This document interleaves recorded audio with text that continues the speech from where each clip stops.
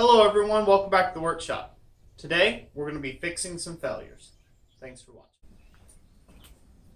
Okay, this is what I mean by fixing some failures.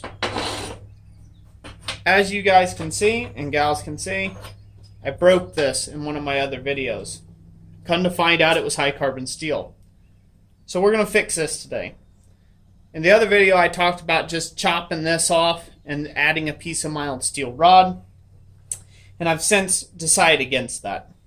Reason for that being is any time that you weld to high carbon steel with a mild steel and you don't preheat first, you create a very weak joint.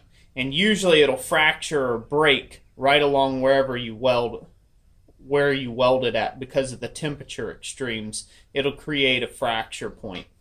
So instead of this someday dropping off and falling on the ground and something snapping off on it, I'm just going to cut these two things off. We'll do a little time lapse on that. We'll cut these two things off. I got a mild steel rod that I know is mild steel this time, and we'll go back through this whole process of welding them on and cleaning them up and whatnot. So one of the big plus sides is the branches are already done. I just have to take and cut them off of the main rod, and everything should be good to go.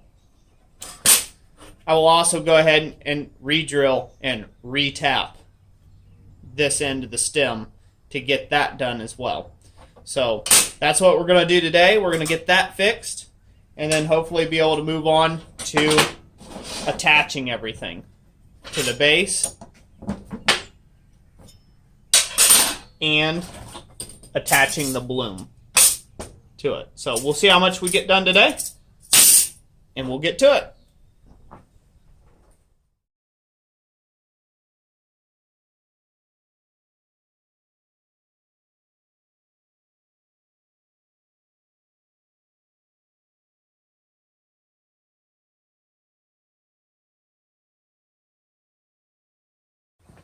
Okay, and here we are, ladies and gents. So, as you can see, I went ahead and cleaned off the burrs on these. So this way, I can weld them onto a new stem. The old stem I'll keep around as a reference point, and I'll probably turn this into some punches or engraving chisels or something at some point. So it's not a complete failure, it's not a complete waste of material, just a pain in the butt. I'll probably remove this when I go to making tooling out of it. I'll remove this section out of here, and then, just use the rest of it for something else. So we'll get rid of that, and we'll go over, and we're going to go ahead and forge a new stem. I'll just do a time lapse of me forging the stem, just to save on time, because I'm already behind the 8 ball on this job, and then I'll be right back with you.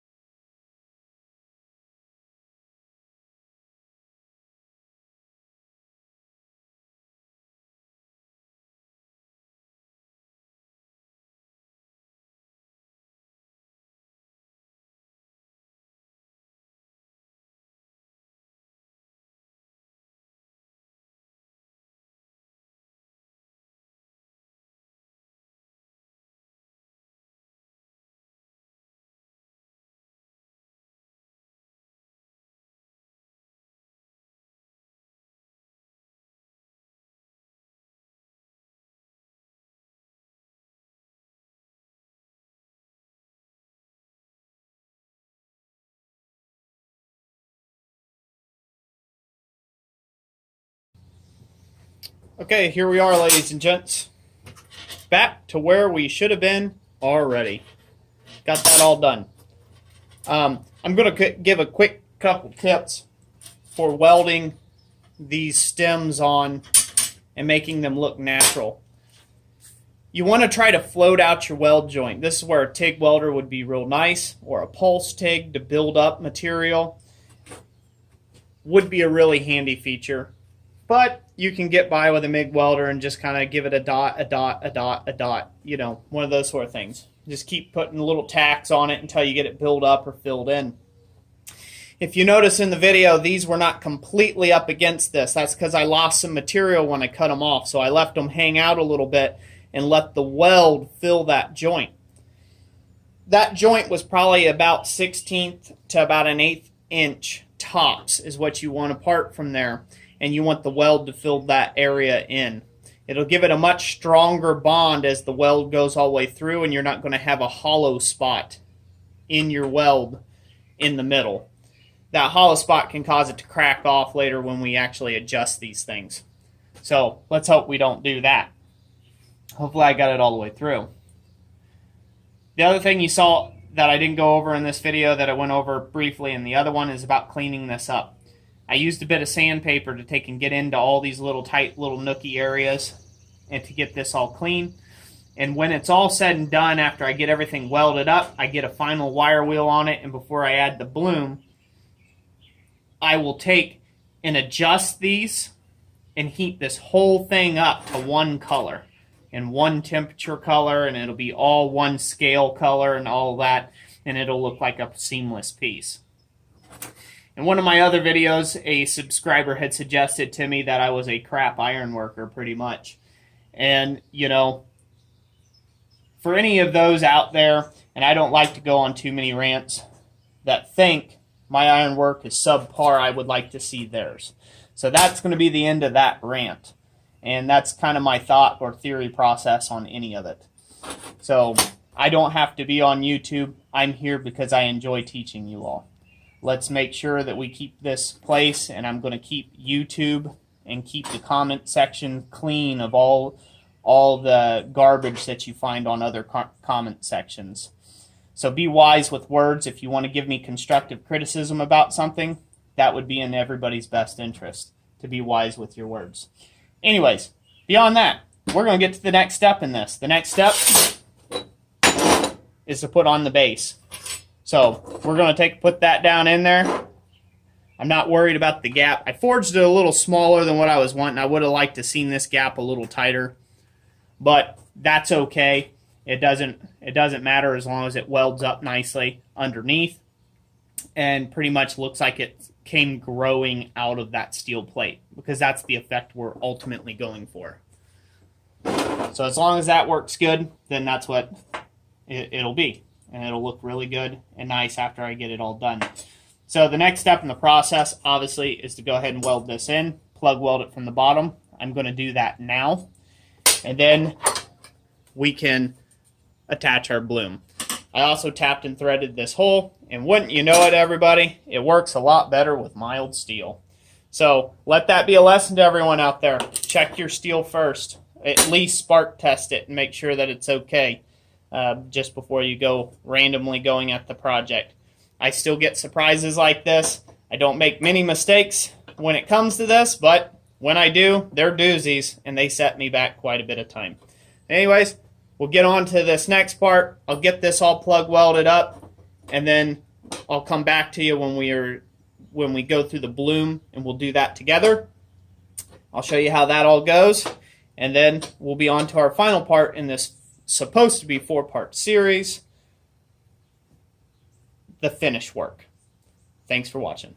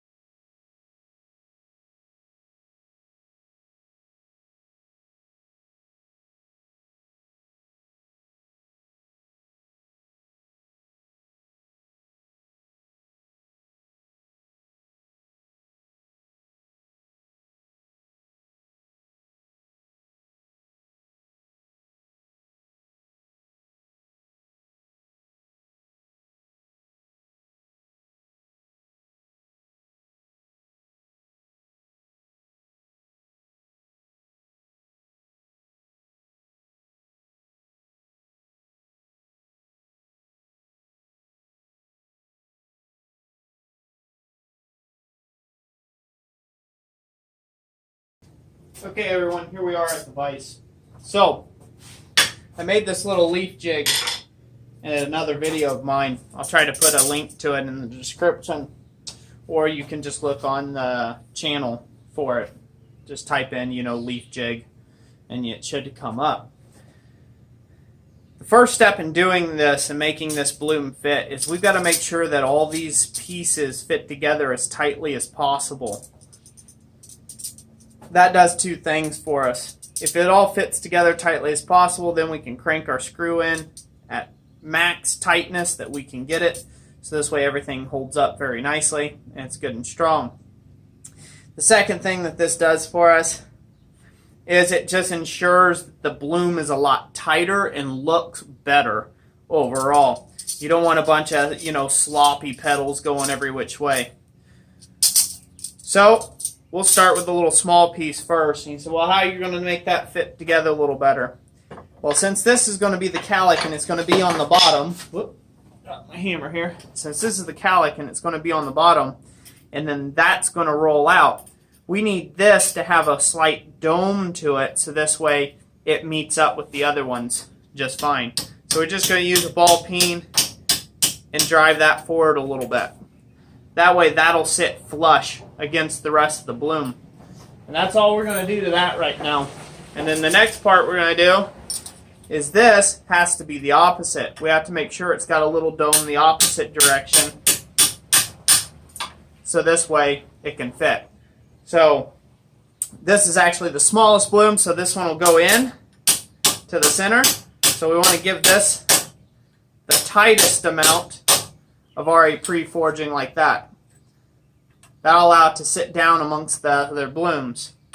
And every other piece, we're going to make a little less than that. So here's the second one in the bloom. Pretty much you just hammer on these until the edges close up or close together. Now, if you've been following along in this series, you'll understand that the importance, that's why we cut out those extra little notches to give it the space it needs. But now those can fit in there real nice and tight together, and they're sitting bottom on bottom, so we can crank that in tight. We'll go to the next one and just keep doing the same thing. So as you can see, this leaf jig has more than one purpose and not just making leaves. It can really help with projects like this. Now, say you decide to do this same method for steel, it'll all work the same. So as soon as the leaves close up, everything's stacked and tight to bottom. And that's what we're wanting. We don't want no gaps. And if you find that one's not quite fitting to bottom, you can always set them both on and hammer the one down to the other one. So hammer the inside one down to the outside one, and that should tighten them up and keep your fit nice and tight. Be careful of your thumbs, because it will hurt if you hit them. So that'll keep that nice and tight. So we'll go on to the next one. And you may just have to adjust these as you see fit. Like that little one in the bottom. It may just need a little more tapping to get them all to take and line up together. Just take your time at this and do this right. If you do this part right, the rest of the job goes pretty smooth. But that's what you're wanting. You want them all to fit in real nice and snug together. So we'll go ahead and do this last bit here. Same thing. We're just trying to give it some roundness. And like in the cupping tool demonstration when I showed how to forge a bowl on a cupping tool, the same principle applies here. We're not trying to hammer the hammer against the back side here. We're just aiming for the center and working the piece. So this is, you could say this is kind of a cupping tool in a way. But that's what we're wanting to do.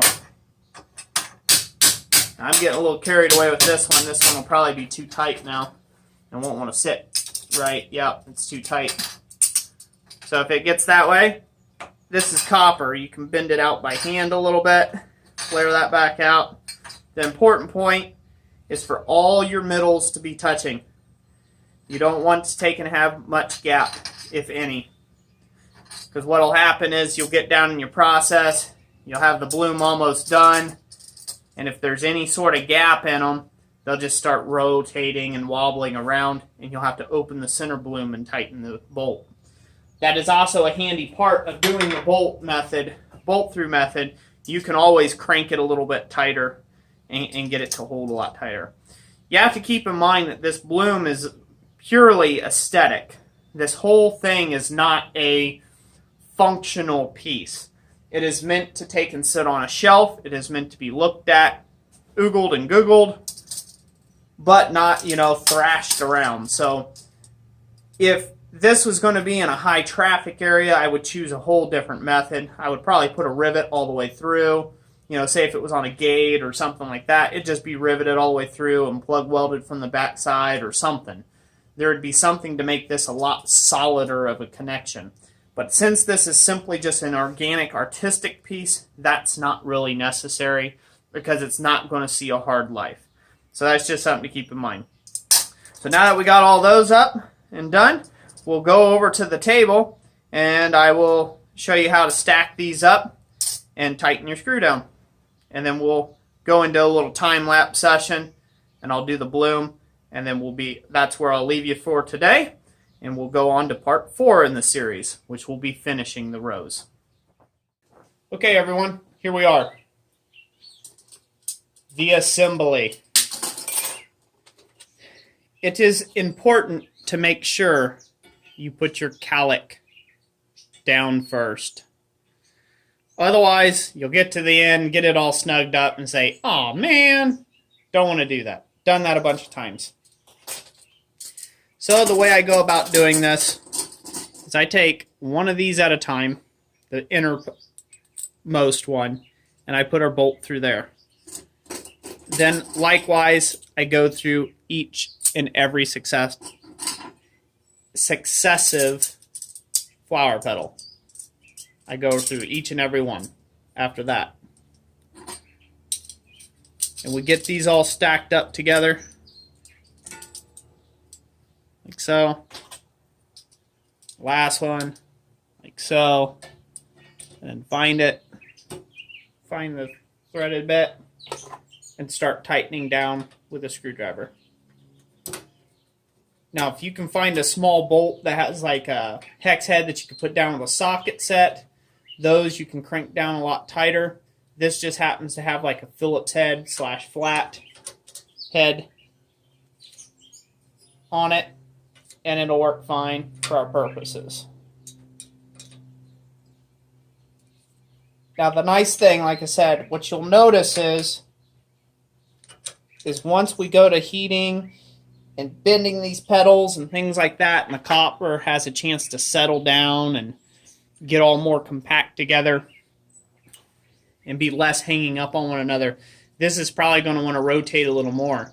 But it's very easy to be able to slip this screwdriver down in between the blooms, in between the petals, and give it a nice good tighten before we do our finish work. So that is one of the advantages. You can't do that with a rivet joint. So that's all there was to it. I know, kind of anticlimactic.